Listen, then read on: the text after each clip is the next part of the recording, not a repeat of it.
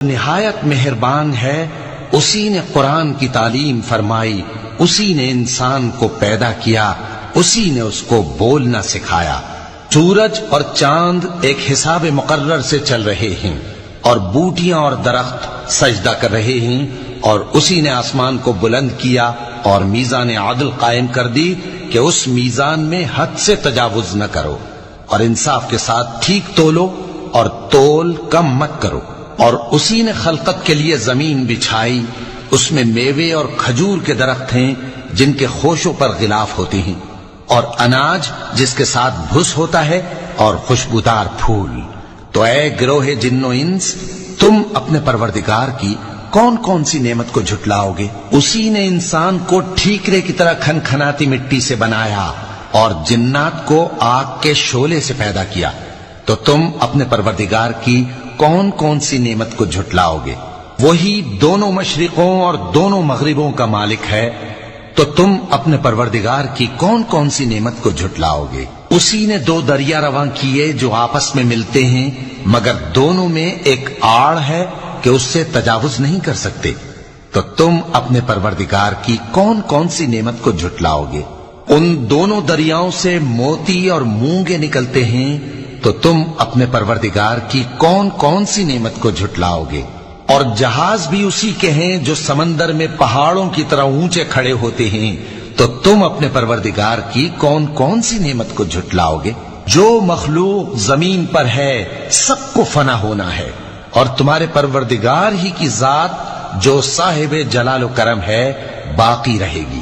تو تم اپنے پروردگار کی کون کون سی نعمت کو جھٹلاؤ گے؟ آسمان اور زمین میں جتنے لوگ ہیں سب اسی سے مانگتے ہیں، وہ ہر روز کسی نہ کسی کام میں ہوتا ہے، تو تم اپنے پروردگار کی کون کون سی نعمت کو جھٹلاؤ گے؟ اے دونوں جماعتوں، ہم ان قریب تمہاری طرف متوجہ ہوتے ہیں، تو تم اپنے پروردگار کی کون کون سی نعمت کو جھٹلاؤ گے؟ اے گروہ جن و انس، اگر تمہیں قدرت ہو کہ آسمان اور زمین کے کناروں سے نکل جاؤ تو نکل جاؤ، اور زور کے سوا تو تم نکل سکنے ہی کہ نہیں، تو تم اپنے پروردگار کی کون کون سی نعمت کو جھٹلاؤ گے؟ تم پر آگ کے شعلے صاف اور دھواں ملے چھوڑ دیے جائیں گے، تو پھر تم ان کا مقابلہ نہ کر سکو گے، تو تم اپنے پروردگار کی کون کون سی نعمت کو جھٹلاؤ گے؟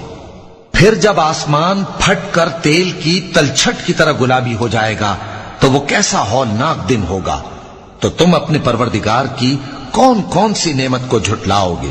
تو اس روز نہ تو کسی انسان سے اس کے گناہوں کے بارے میں پرسش کی جائے گی اور نہ کسی جن سے، تو تم اپنے پروردگار کی کون کون سی نعمت کو جھٹلاؤ گے؟ گناہگار اپنے چہرے ہی سے پہچان لیے جائیں گے تو پیشانی کے بالوں اور پاؤں سے پکڑ لیے جائیں گے، تو تم اپنے پروردگار کی کون کون سی نعمت کو جھٹلاؤ گے؟ یہی وہ جہنم ہے جسے گناہگار لوگ جھٹلاتے تھے، وہ دوزخ اور کھولتے ہوئے گرم پانی کے درمیان گھومتے پھریں گے، تو تم اپنے پروردگار کی کون کون سی نعمت کو جھٹلاؤ گے؟ اور جو شخص اپنے پروردگار کے سامنے کھڑے ہونے سے ڈرا، اس کے لیے دو باغ ہیں، تو تم اپنے پروردگار کی کون کون سی نعمت کو جھٹلاؤ گے؟ ان دونوں میں بہت سی شاخیں یعنی قسم قسم کے میووں کے درخت ہیں، تو تم اپنے پروردگار کی کون کون سی نعمت کو جھٹلاؤ گے؟ ان میں دو چشمے بہ رہے ہیں، تو تم اپنے پروردگار کی کون کون سی نعمت کو جھٹلاؤ گے؟ ان میں سب میوے دو دو قسم کے ہیں، تو تم اپنے پروردگار کی کون کون سی نعمت کو جھٹلاؤ گے؟ اہل جنت ایسے بچھونوں پر جن کے استر اطلس کے ہیں تکیہ لگائے ہوئے ہوں گے، اور دونوں باغوں کے میوے قریب جھک رہے ہیں، تو تم اپنے پروردگار کی کون کون سی نعمت کو جھٹلاؤ گے؟ ان میں نیچی نگاہ والی عورتیں ہیں جن کو اہل جنت سے پہلے نہ کسی انسان نے ہاتھ لگایا اور نہ کسی جن نے، تو تم اپنے پروردگار کی کون کون سی نعمت کو جھٹلاؤ گے؟ گویا وہ یاقوت اور مرجان ہیں، تو تم اپنے پروردگار کی کون کون سی نعمت کو جھٹلاؤ گے؟